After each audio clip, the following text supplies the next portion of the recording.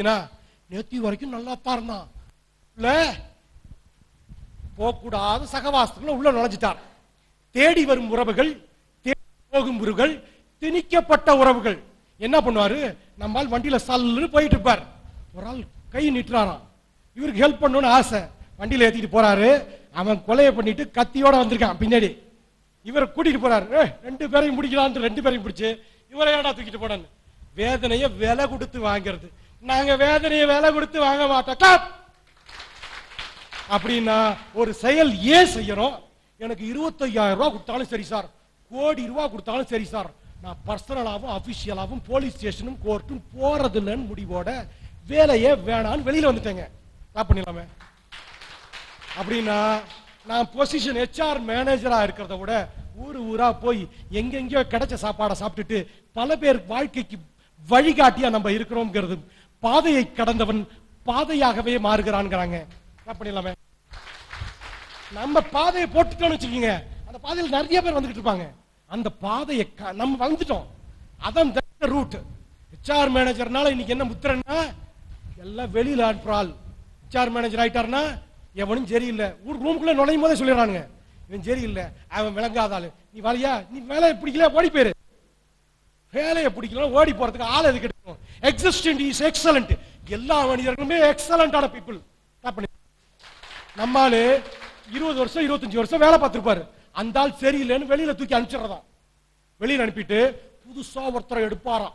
அவருக்கு கம்பெனியை பத்தி ஃபுல்லா தெரிஞ்சிருப்பாருங்க, ஒண்ணுமே தெரியாது, ஒன்னாம் வாய்ப்பாடுல இருந்து ஆரம்பிக்கணும்.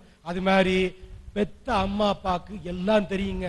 புதுசா வர பொண்டாட்டி வந்த அப்புறம் அப்பா மாமா கழட்டி விட்டோம்னா பொண்டாட்டி நம்மள கழட்டி விட்டுருவாங்க. அப்படின்னா ஒரு அட்டாச்மெண்ட் அப்படிங்கிறது அம்மால ஆரம்பிச்சு அப்பால ஆரம்பிச்சு ஒய்ஃப்ல ஆரம்பிச்சு எதையுமே விட மாட்டோம் சார். கெட்டியமா புடிச்சுக்கிட்டீங்கன்னா மட்டும் போதும்.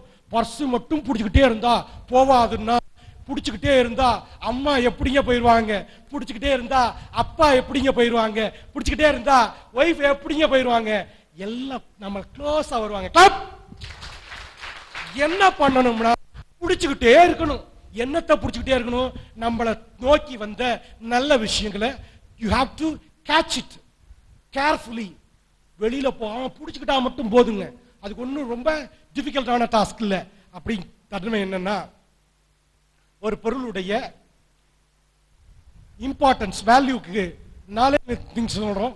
அவசியம், அத்தியாவசியம், அனாவசியம், அவசியமே இல்லை.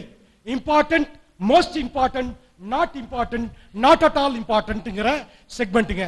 இப்ப சொன்னதை ரிப்பீட் பண்ணுங்க.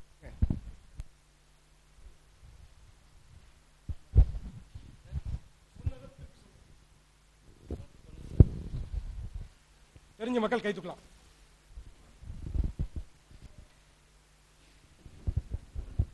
அவசியம், அனாவசியம்.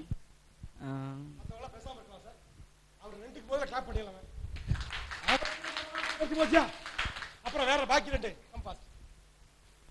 வேற வேற இது வரைக்கும் எந்திரிக்காத மக்கள் கொஞ்சம் கை தூக்குங்க பாப்போம். எப்ப எந்திரிக்காத உத்தேசம், எப்ப எந்திரிக்காத உத்தேசம்? கோபிங்க. அனாவசியம், அவசியம் இல்லாது. அவசியமே இல்லை. ஒரு விஷயம் அவசியம், அத்தியாவசியம். எனக்கு அம்மா ரொம்ப முக்கியங்க, எனக்கு அப்பா ரொம்ப முக்கியம் புடிச்சுக்கிட்டீங்கன்னா most important, they will never miss. நம்ம பயங்கரமா பயன்படுத்திக்கலாம். அனாவசியம், அவசியமே இல்லை.